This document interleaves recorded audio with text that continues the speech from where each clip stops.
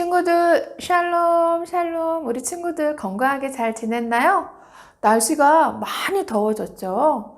우리 친구들 덥다고 찬물만 마시지 말고 미지근한 물 마시면서 건강 지키길 바래요.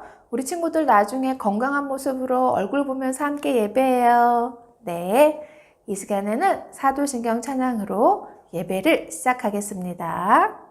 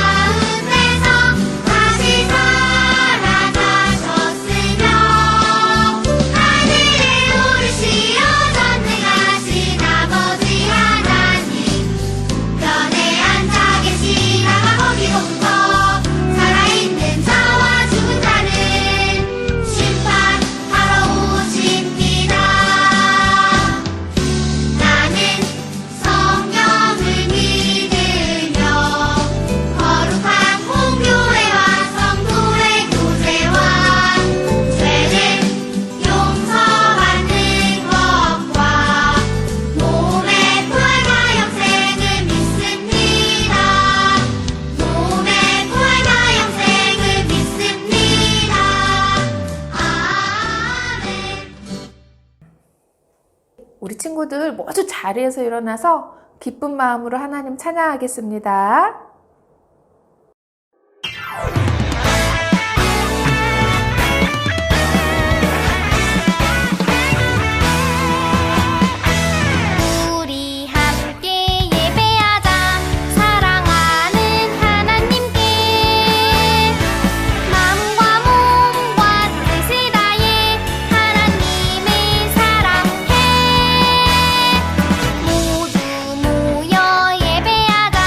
왕대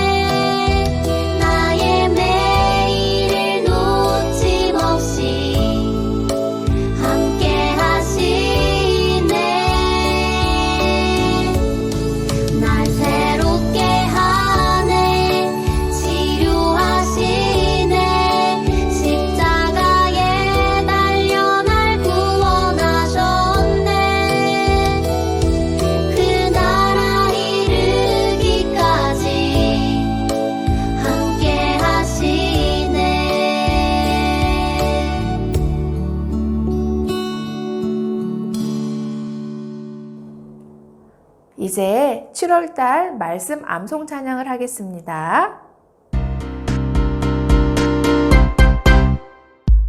말씀하시되 나를 따라오라. 내가 너희를 사람을 낳는 어부가 되게 하리라 하시니. 마태복음 4장 19절 말씀. 아멘. 말씀하시되 나를 따라오라. 내가 너희를 사람을 낳는 어부가 되게 하리라 하시니. 마태복음 4장 19절 말씀. 아멘. 이 시간 예배를 위해서 우리 이윤주 선생님께서 기도해 주시겠습니다. 우리 친구들 두 손 모으고 두 눈 감을게요. 하나님, 한 주 동안 건강하게 지켜주시고 예배로 하나님 만나게 하시니 감사합니다. 코로나로 저희들이 예배당에 모이지 못하고 온라인 예배를 드리지만 이 시간 동안 예배의 소중함을 다시 생각하게 하시고 작은 것들에도 감사할 수 있는 마음을 갖게 해주세요. 저희들은 하나님께서 불러주신 하나님의 자녀인데 저희들이 하나님을 사랑하고 점점 하나님을 닮아가면 하나님께서 정말 기뻐하시는 줄 알아요. 하루하루 생활 속에서 하나님을 닮아가는 저희들이 되게 해주시고 하나님의 눈과 하나님의 마음으로 사람들을 볼 수 있도록 도와주세요. 오늘 예배 속에서 하나님 만나기 원합니다. 저희들을 만나주세요. 예수님의 이름으로 기도드립니다. 아멘.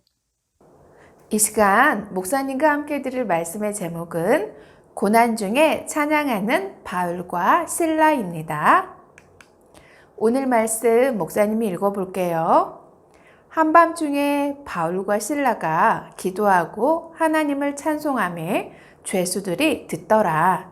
사도행전 16장 25절 말씀. 아멘. 친구들 준비됐나요? 네. 말씀을 들려주세요. 친구들, 혹시 우리 친구들은 착한 일을 하다가 어려움을 경험해 본 적이 있나요? 네, 있을 거예요.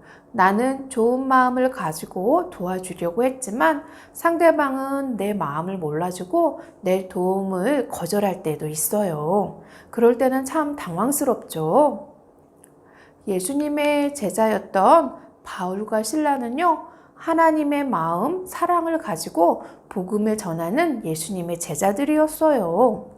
그런데 바울과 실라에게 어려운 일이 생겼어요. 복음을 전하다가 다른 사람들에게 매를 맞고 감옥에 끌려가게 되었어요. 한 병사가 무서운 얼굴로 바울과 실라를 앞장세워 걷게 했어요. 빨리빨리 걸어가! 그런데 감옥에 걸어가고 있는 실라와 바울의 얼굴은 어때요? 기쁨이 가득한 얼굴이에요.